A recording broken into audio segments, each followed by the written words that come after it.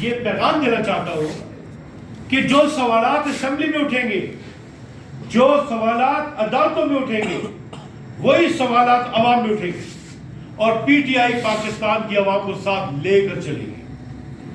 ہم ادا کر رہے ہیں جنہیں پی ٹی آئی کے ورکرز، پی ٹی آئی کی لیڈرشپ بہت احترام سے دیکھتی ہے۔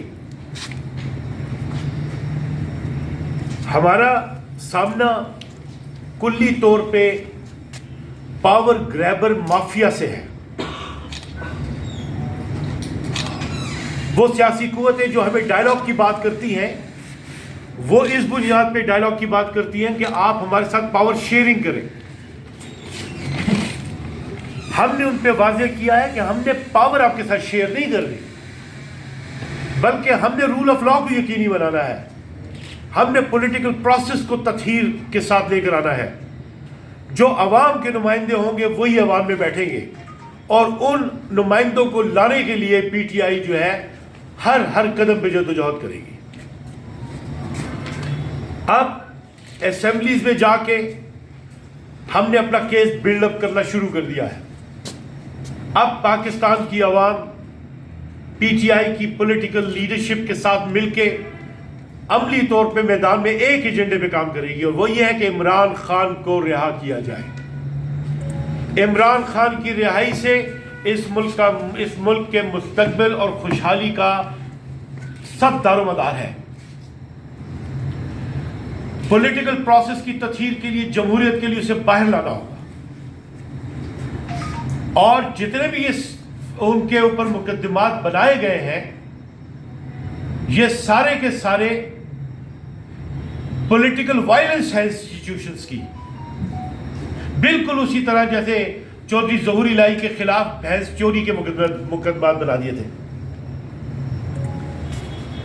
بے نظیر سچ بول سکتی تھی، بھٹو سچ بول سکتے تھے، انہوں نے اقوام متحدہ میں بھی بولا، اس ملک کی اسمبلیوں میں بولا، لیکن جو ان کی ابھی باقیات ہیں جو کہ جاگیر کو سمیٹے ہوئے آگے لے کے چل رہی ہے، وہ کبھی بھی سچ نہیں بول سکتے۔ انہیں ڈیموکریسی کا پتہ ہی نہیں ہے، انہیں ورلڈ چیلنجز کا اندازہ ہی نہیں ہے۔ Pakistan used to be the fundamental player against اسرائیل۔ آج غزہ میں جو ہو رہا ہے، پاکستان کی ڈپلومیسی اس پہ وہ کردار ادا نہیں کر سکی جس کی ذمہ داری کانسٹیٹیوشن کی بنیاد پہ تھی۔ کشمیر پہ یہ سیاسی قوتیں وہ کردار ادا نہیں کر رہی جو کہ کانسٹیٹیوشن کی روح سے تھیں، اور جنہیں قائد اعظم نے انہیں منبع فکر بنا کے پیش کیا تھا۔ پھر کہتا ہوں، ذمہ دار کون؟ تمام طاقت کو سمیٹے ہوئے انسٹیٹیوشنز ہیں، لیکن فیس پہ، عملی طور پہ اگر آپ نے کرنا ہے پوائنٹ آؤٹ، تو وہ ججز ہیں، عدلیہ نہیں، وہ ججز ہیں کہ جو ہمیشہ جہالت کی طرف اور فساد کی طرف قوم کو مائل کر رہے ہیں۔ اب خواتین کو ڈپرائیو کر دیا گیا، انہیں سیٹیں نہیں دی گئی، الیکشن کمیشن نے نہیں دی۔ الیکشن سے پہلے ہم نے کہا تھا کہ یہ الیکشن کمیشن جو ہے یہ باعث ہے، یہ جھوٹا ہے، اس پہ اعتماد نہیں کیا جا سکتا، یہ بددیانت ہے، یہ جمہوری اصولوں کے خلاف کر رہا ہے، اس پہ فیئر الیکشنز کا بھروسہ نہیں ہے۔ یہ الیکشن سے پہلے ہم نے کہا تھا، آج ثابت ہو گیا۔ ہم نے پہلے کہا تھا کہ یہ ہم سے سمبل چھیننا چاہتے ہیں، انہوں نے سمبل چھینا۔ ہم نے پہلے کہا تھا کہ یہ ہمیں خواتین کی نشستیں نہیں دیں گے، انہوں نے نہیں دی۔ ہمیں پہلے پتا تھا کہ یہ اس طریقے کے فیصلہ کریں گے، ویسے فیصلے ہوئے۔ اچھے قانون کا اسٹیبلش پرنسپل یہ ہے کہ جس جج پہ کوئی اعتراض کر لے یا یہ امید رکھے کہ یہ انصاف نہیں کرے گا، تو موریلٹی کا تقاضا یہ ہے کہ وہ اپنے آپ کو اس کیس سے علیحدہ کر دے گا۔ ہمارے محترم چیف جسٹس کی نسبت سے یہ تصور تھا کہ چونکہ ان کے خلاف ریفرنس موو کیا گیا تھا، تو وہ آئیں گے اس منصب پہ اور وہ جھٹکا دیں گے اس پارٹی کو، اور بہت انہیں منانے کی کوشش بھی کی گئی کہ کانسٹیٹیوشن کے مطابق جو ہے چیز کو صحیح پٹڑی پہ ڈالا جائے. لیکن انہوں نے ان کیسز سے اپنے آپ کو علیحدہ نہیں کیا، بلکہ وہ احکامات انہوں نے فرما دیے کہ جس کا تصور پہلے ہی سے انجیکٹ ہو چکا ہوا تھا. انصاف میں ہم افغانستان اور ایک اور ملک سے تو آگے ہیں، لیکن دنیا میں ہم انصاف کے پیمانے میں سب سے نیچے. اب یہاں پہ مسئلہ ذمہ داری دوسرے نمبر پہ سیاستدانوں کی ہے نا. سیاستدان اس الیکشن کو یکجا ہو کے فیئر الیکشن کروا سکتے تھے، لیکن انہوں نے پوری توجہ دی کہ وہ پی ٹی آئی کا ووٹ چھینے.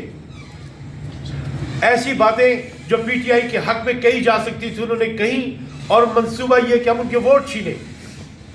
ہمارے جیتے ہوئے امیدواروں کو ہرایا گیا اور غاصب افراد جو ہیں وہ اب اسمبلیوں میں بیٹھے ہوئے. اور پھر اس تمام طرز میں اسلامی جمہوریہ پاکستان میں سب سے جو خطرناک عنصر ہے وہ یہ ہے کہ یہاں پہ بہت بے رحمی کے ساتھ یہ لوگ قرآنی آیات، حضور اکرم محمد صلی اللہ علیہ وسلم کی احادیث کا تذکرہ کر کے اپنے آرگومنٹ کو ڈیولپ کرنے کی کوشش کرتے ہیں. مثال کے طور پہ ابھی صوبائی اسمبلی میں، صوبائی اسمبلی ہو یا قومی اسمبلی ہو، انہوں نے قانون بنانے ہوتے ہیں. ان کا کام ہے لیجسلیشن. اب ہماری پروونشل اسمبلی میں ہم نے دیکھا کہ نون سے وابستہ ایک محترم خاتون ممبر سبز لباس میں ملبوس ماڈلنگ کے انداز میں پورا چکر لگا رہی تھی اسمبلی کے اندر. انہیں تعظیم دی وزیر اعظم صاحب نے اور کہا کہ اسلام کی روح سے ماں ہے، بہن ہے، بیٹی ہے، اور سلسلہ ملا دیا وہاں سے. تو ہم نے سوچا کہ اگر یہ واقعی ویسا معاملہ تھا تو ان کی پارٹی کے جو دوسرے لوگ وہاں پہ بیٹھے ہوئے تھے انہوں نے اپنی بہن کے لیے حصار کیوں نہیں بنایا؟ اللہ تعالیٰ نے قرآن مجید میں کہا ہے کہ بہت سی قوموں پہ عذاب اس لیے نافذ کیا گیا، نازل کیا گیا کہ وہ اللہ کی آیات کو اپنے مفاد میں استعمال کرتے تھے، توڑ موڑ کے اپنے لیے استعمال کرنا، ایکسپلائٹ کرنا. یہ وجوہات تھیں. پھر اب بات یہ ہے کہ جو سوالات اٹھیں گے اسمبلی کے اندر وہی سوالات ہم میدان میں لا کے عوام کو انگیج کر کے اٹھائیں گے. اچکزئی صاحب جو ہیں ان کی اپنی ایک تاریخ ہے. اب ایک تاریخ میں وہ کھڑے ہو کے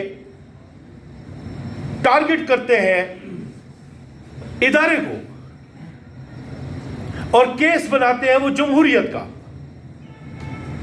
یہی وہ چیز ہے جو پہلے دن سے پاکستان بھگت رہا ہے. یہاں کے لوگوں نے قرارداد بنو پاس کی، پاکستان کے نظریے کو تسلیم نہیں کیا. انہوں نے ہمیشہ انسٹیٹیوشن کو نشانہ بنایا. یہی معاملہ آج بھی ہے. وائڈر لیول پہ نہیں دیکھتے کہ حکومت نے اداروں کے ساتھ بھی چلنا ہوتا ہے، اداروں کو بھی ساتھ لے کے چلنا ہوتا ہے، انسٹیٹیوشنز کو بھی لے کے ساتھ چلنا ہوتا ہے آئین اور قانون کے مطابق. آپ امریکہ کو گالی دے کے مسلمان نہیں بن سکتے. آپ مسلمان بنیں گے اسی کلمے پہ جس کی بنیاد پہ آپ مسلمان کے طور پہ اپنی شناخت کریں گے. تو فوج کو گالی دے کے آپ جمہوریت کی راہ ہموار نہیں کر سکتے. سوالات اٹھا کے کر سکتے ہیں. کیسے ہو سکتا ہے کہ ایک حصے کو کاٹیں اور دوسرے حصے پہ آپ جمہوریت کو سسٹینیبل بنائیں؟ ایز اے ہول تطہیر چاہیے عدلیہ کی، جوڈیشری کی، لیجسلیچر کی. یہ لوگ قرضے مانگتے ہیں، اپنی جیبوں میں ڈالتے ہیں، قرضے لیتے ہیں، اپنے خرچے پورے کرتے ہیں اور قرضدار کرتے ہیں پاکستان کے بچے بچے کو. اور کتنی دہائیوں سے میاں نواز شریف اور ان کے پیروکار ایسا کر رہے ہیں. ان کے پاس اس ملک کے لیے ہے پروگرام کیا؟ ان کے پاس اس ملک کے لیے کوئی پروگرام نہیں ہے. پی ٹی آئی کے پاس پروگرام ہے حقیقی جمہوریت کا، سوورینٹی کا، رول آف لا کا، رول آف کانسٹیٹیوشن کا.